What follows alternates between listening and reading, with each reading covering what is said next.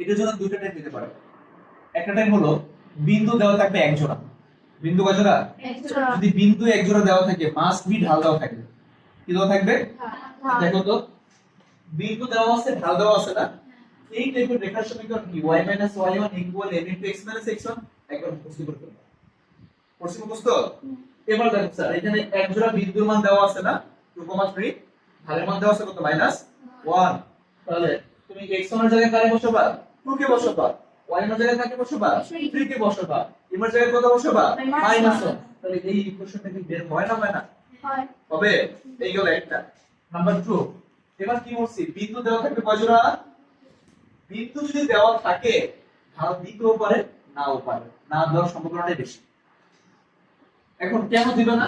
কারণ আমরা জানি দুই জোড়া বিন্দু দেওয়া থাকলে ঢালটা কি ইজিলি বের করা যায় না। তাহলে আমি বলছি সরলরেখার সমীকরণ নির্ণয় করার জন্য কি দরকার? এক জোড়া বিন্দু আর একটা ঢাল। আমি ধরে নিলাম, দেখো কোশ্চেন দিছি কি 1,2 3 1 বিন্দুদ্বয় সংযোগ রেখার সমীকরণ, মানে দুইটা বিন্দু, একটা বিন্দু এটা একটা বিন্দু এটা, ওর সেই দুইটা বিন্দু সংযোগ রেখার সমীকরণটা তুমি বের করবা। তাহলে আমি জানি y y1 x x1 জানি না? জানি। প্রথমটাকে ধরলাম আমি 1, তাই এটা x1 এর মানটা কার মান? y এর মান।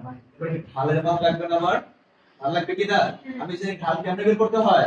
দুই জোড়া বিন্দু দেওয়া থাকলে ঢাল মানে কি? del y বাই x, মানে y1 y2 by x1 x2। ঢালের মান কি বের হইছে না হয় নাই? হইছে।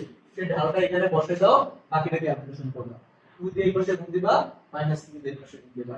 সাইড চেঞ্জ করলে আশা করি এইটুকু পারা যাবে।